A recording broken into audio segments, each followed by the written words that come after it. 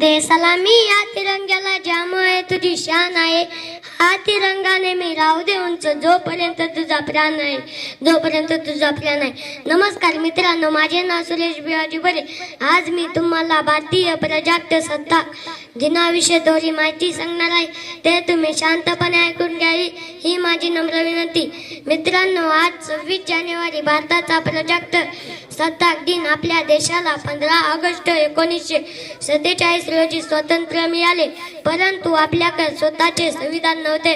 म्हणून डॉक्टर बाबासाहेब आंबेडकर यांच्या अध्यक्षतेखाली दिनांक 28 ऑगस्ट 1947 रोजी मसुदा समितीची स्थापना करण्यात आली. या समितीने दिनांक 26 नोव्हेंबर 1949 रोजी संविधानाचा स्वीकार केला व 26 जानेवारी 1950 रोजी संविधानाची अंमलबजावणी करण्यात आली. आपले राष्ट्र सार्वभौम प्रजासत्ताक राष्ट्र बनले.